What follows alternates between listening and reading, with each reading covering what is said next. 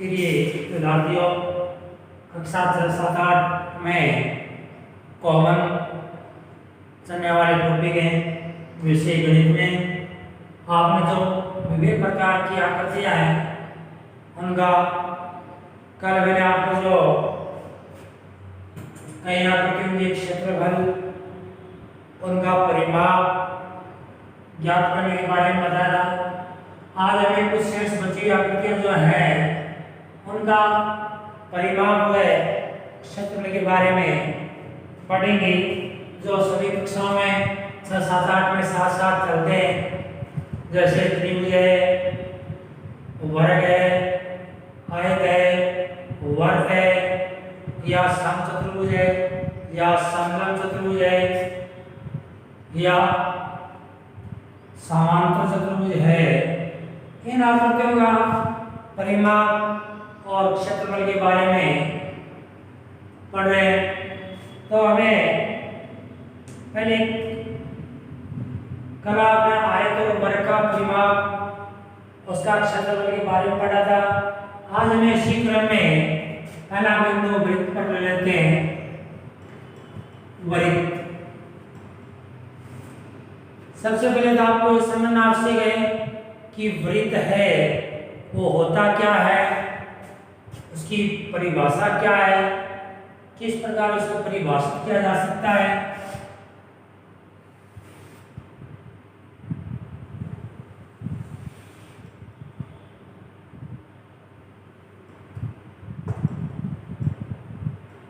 वैसे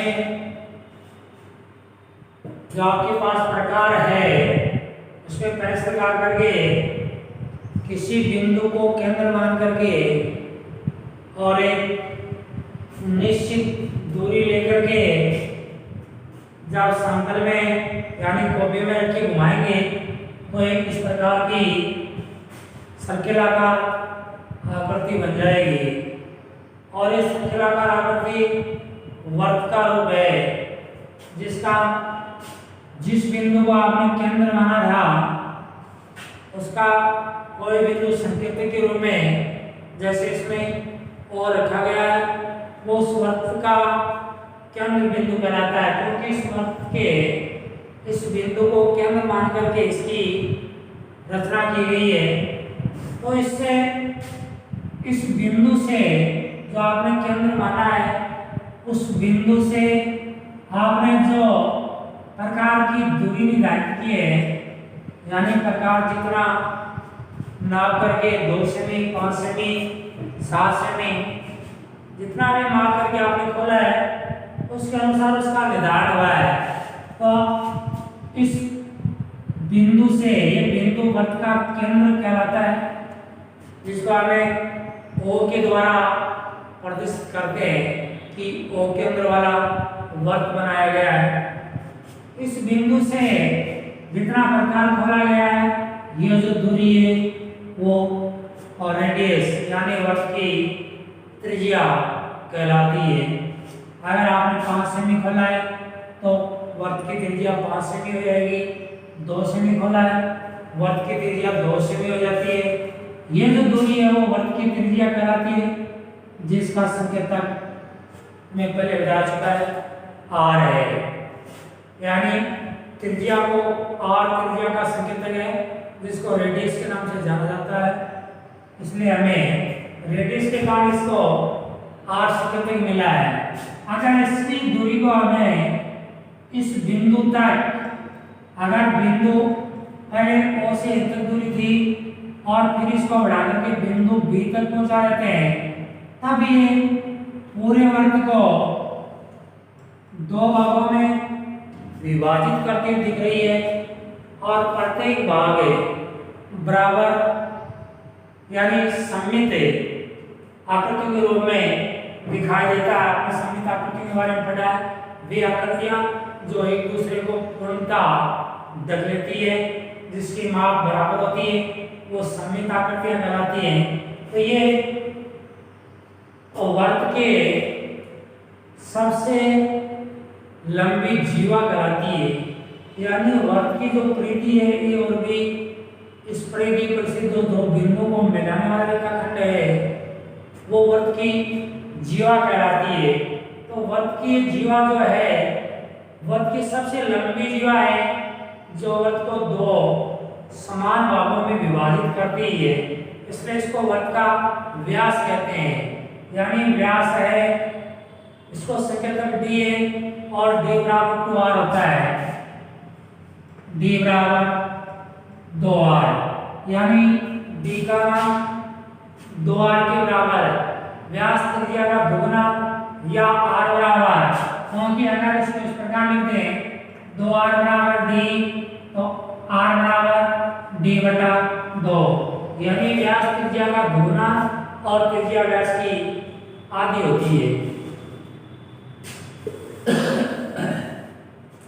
अब इस बिंदु O से नियत दूरी पर रहते हुए बिंदु A स्थित है, तो ये आपने जो वृत्त बनाया है वो बिंदु A और B से जाते हुए गुजरते हुए दिख रहा है। A और B से जाते हुए तो दिख रहा है, लेकिन इसके साथ साथ बिंदु A से B और A दोनों ही बिंदु समान दूरी पर स्थित है, यानी नियत दूरी पर स्थित है। इसलिए जो वृत्त है वो समतल में स्थित है, बिंदुओं का एक ऐसा समुच्चय है, यानी इसकी वृत्त की परिधि पर अनंत बिंदु हैं। इसलिए वृत्त समतल में स्थित बिंदुओं का एक ऐसा समुच्चय जो किसी बिंदु से नियत दूरी पर रहते हुए और अपने पथ पर गमन करते हैं। ये इन बिंदुओं का जो समुच्चय है, इन समुच्चय वाले बिंदुओं का ये बिंदु पथ है, यानी बिंदु के गमन करने का मार्ग है। पथ माने रास्ता, ये मारे गए रास्ता है जिसे ये बिंदु गमन करते हैं। लेकिन इन बिंदु पर ये शर्त है कि ये बिंदु गमन करते हुए बिंदु O से एक नियत दूरी पर स्थित है, यानी निश्चित दूरी पर स्थित है। इसलिए सभी बिंदु से इस त्रिज्या का मान हमेशा समान रहता है, क्योंकि इन बिंदु के बीच की दूरी निश्चित है, इसलिए त्रिज्या का मान समान रहता है। अब ये जो वृत्त बना है, इस बिंदु A से घूमते हुए वापिस बिंदु A पर पहुंचने पर इस वृत्त का एक चक्कर पूरा हो जाता है, और ये जो एक चक्कर में तय की गई दूरी है वो इस वृत्त का परिमाप कहलाएगा। अतः वृत्त का परिमाप, ये वृत्त है, इसका परिमाप या परिमाप को कहते हैं परिधि। वृत्त की परिधि और परिमाप एक ही है, यानी परिमाप का नाम वृत्त की परिधि कहलाता है। तो इससे वृत्त के एक चक्कर में जो तय की गई किसी बिंदु की अवधि, एक चक्कर में जो तय की गई दूरी है वो वृत्त की परिधि कहलाती है, और परिधि वृत्त का परिमाप कहलाती है।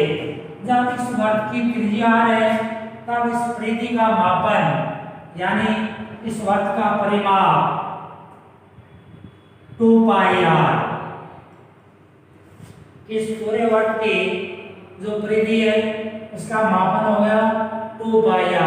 हम अगर हमें पूछे कि किसी वृत्त का परिमाप ज्ञात करने का सूत्र, तब ये सूत्र बन जाएगा, क्योंकि वृत्त की परिधि का नाम वृत्त का परिमाप है, तो वृत्त का परिमाप 2πr या वृत्त की परिधि 2πr। ये 2πr क्योंकि व्यास है, r व्यास की दुगुनी है और इसको दो भागों में बांटती है, इसलिए ये 2πr प्राप्त हुआ। जबकि पाई एप्रिल में संख्या होती है, लेकिन इस ज्यामिति में पाई का मान 22/7 निर्धारित किया गया है या 3.14 रखा गया है। इसको एप्रिल में होते हुए भी इसको संख्यात्मक रूप से इसका मान निर्धारित किया गया है। तब वृत्त की परिधि हो गई 2πr, या वृत्त की परिधि या वृत्त का परिमाप। अब ये दो वृत्त के परिमाप के बाद इसका व्यास जो है वो दो अर्धवृत्तों में विभाजित करता है, तब अर्धवृत्त का परिमाप,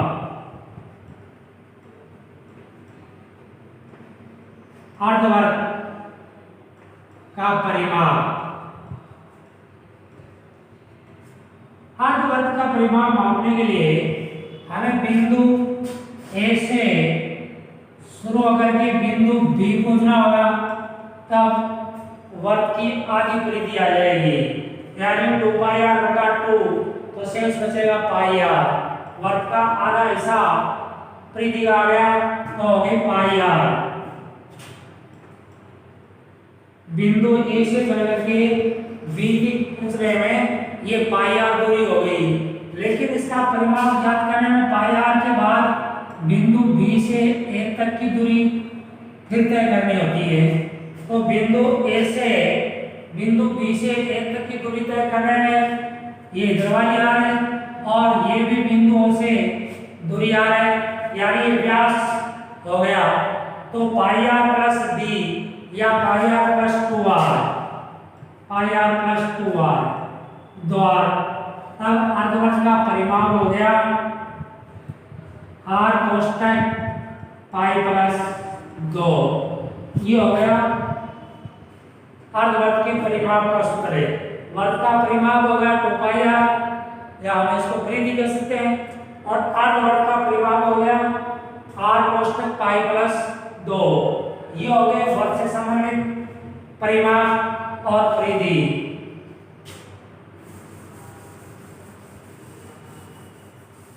वर्ग के परिमाप के बाद इसका अगला बिंदु आता है वर्ग का क्षेत्रफल।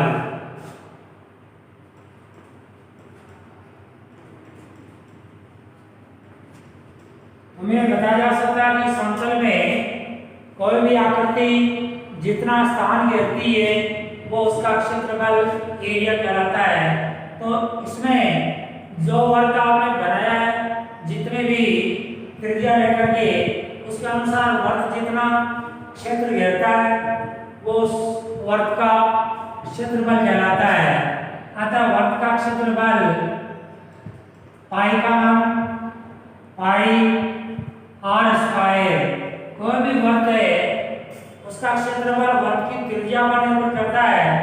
वर्ग की त्रिज्या जितनी होगी उसके अनुसार उसका क्षेत्रफल निर्धारित होगा। तो वर्ग का क्षेत्रफल होगा पाई आर स्क्वायर, जहाँ पर पाई एक क्रमिक संख्या जिसका मान 22/7 या 3.14 निर्धारित किया गया है।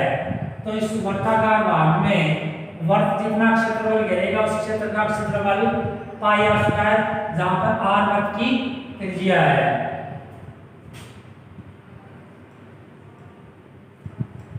इसी क्रम में अर्धवृत्त का क्षेत्रफल। अब जब परिमाप ज्ञात करते हैं तब तो वर्ग के परिमाप और अर्धवृत्त के परिमाप में अंतर होता है, क्योंकि इसमें 2r और जुड़ती है, वर्ग की आधी परिधि प्लस 2r जुड़ता है। लेकिन जब क्षेत्रफल निर्धारण करते हैं तो ये व्यास वर्ग को दो समान क्षेत्रफल वाली आकृतियों में विभाजित करता है। इसलिए जो वर्ग है उसका क्षेत्रफल पाई आर स्क्वायर होता है, तो अर्धवृत्त का क्षेत्रफल पाई आर स्क्वायर बटा 2, यानी इसको दो भागों में विभाजित करती है, समान क्षेत्र वाले दो अर्धवृत्तों में विभाजित करती है। अतः अर्धवृत्त का क्षेत्रफल जो वर्ग का क्षेत्रफल है उसका आधा रह जाएगा, या 1/2 पाई आर स्क्वायर लिख सकते हैं। अतः वर्ग का क्षेत्रफल हो गया पाई आर स्क्वायर और अर्धवृत्त का क्षेत्रफल हो गया 1/2 पाई आर स्क्वायर। वर्ग की परिमाप हो गया, अर्धवृत्त का परिमाप हो गया, वर्ग का क्षेत्रफल और अर्धवृत्त का क्षेत्रफल। इसी क्रम में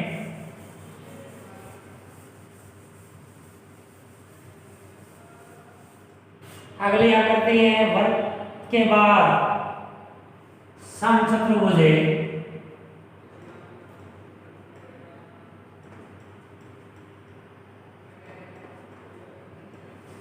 समचतुर्भुज है, वैसे कई आकृतियां समचतुर्भुज होते हुए भी अलग अलग नामांकन से होती है। जैसे वर्ग एक समचतुर्भुज होता है, लेकिन समचतुर्भुज जो है वो वर्ग होना आवश्यक नहीं है।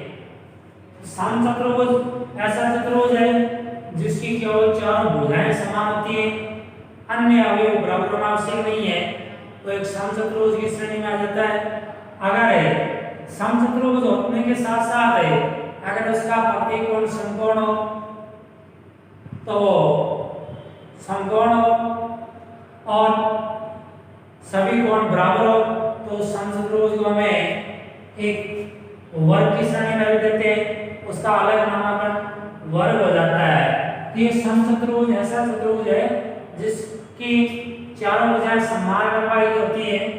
ऐसे समचतुर्भुज का क्षेत्रफल यानी समचतुर्भुज में कोई भी चतुर्भुज हो उसमें दो विकर्ण होते हैं, यानी किसी भी चतुर्भुज के समूह शीर्षकों को मिलाने वाला जो रेखाखंड है वो उसका विकर्ण कहलाता है।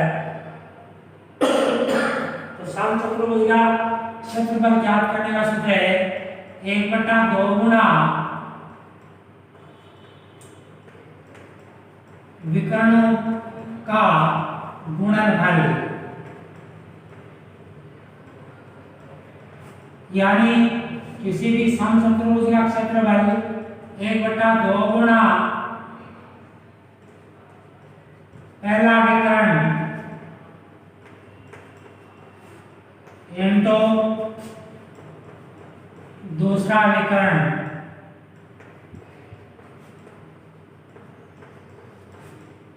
कहने का मतलब है समचतुर्भुज में दो विकर्ण होते हैं, हम दोनों विकर्ण फल को गुणनफल करके यानी दोनों विकर्ण फलों को गुणा करके और उसमें 2 का भाग देने पर उस समचतुर्भुज का क्षेत्रफल प्राप्त हो जाता है। लेकिन वर्ग है उसका क्षेत्रफल, अगर वर्ग भी एक समचतुर्भुज है तब उसका क्षेत्रफल भुजा इंटू भुजा हो जाता है, यानी भुजा का स्क्वायर, क्योंकि उसकी सभी भुजाएं और सभी विकर्ण बराबर होते हैं तब उसका सूत्र अलग बन जाता है। यह समचतुर्भुज जो है उसका क्षेत्रफल 1/2 गुना विकर्णों का गुणनफल होता है।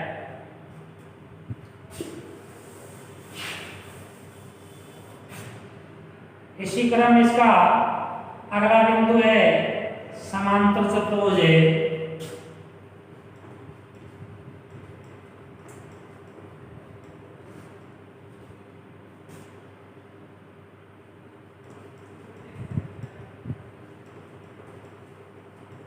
समांतर चतुर्भुज तो ऐसा चतुर्भुज जिसमें भुजाओं के दोनों युग्म परस्पर समांतर हो, समांतर चतुर्भुज कहलाता है। यानी चतुर्भुज में भुजाओं के दो युग्म होते हैं, अगर किसी चतुर्भुज में भुजाओं के दोनों युग्म परस्पर समांतर हैं तो एक समांतर चतुर्भुज कहलाएगा। समांतर चतुर्भुज जो है उसका क्षेत्रफल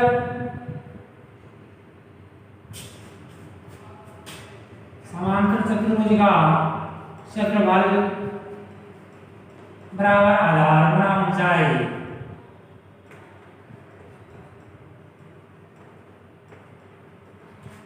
यानी कोई भी समांतर चतुर्भुज है उसका क्षेत्रफल ज्ञात करने में उसका आधार गुना ऊंचाई होगी। अगर या तो आधार गुना ऊंचाई कर सकते हैं या उस समांतर चतुर्भुज को त्रिभुजों में किसी त्रिभुज में विभाजित करके और फिर 2 त्रिभुजों में विभाजित करने के बाद भी उसका क्षेत्रफल ज्ञात किया जा सकता है, क्योंकि समांतर चतुर्भुज का एक विकर्ण उसको 2 समान क्षेत्रफल वाले त्रिभुजों में विभाजित करता है, तो उससे उस पर लंब डाल करके त्रिभुज की ऊंचाई ज्ञात करके त्रिभुज का सूत्र भी लगाया जा सकता है। समांतर चतुर्भुज का क्षेत्रफल हो गया आधार गुना ऊंचाई।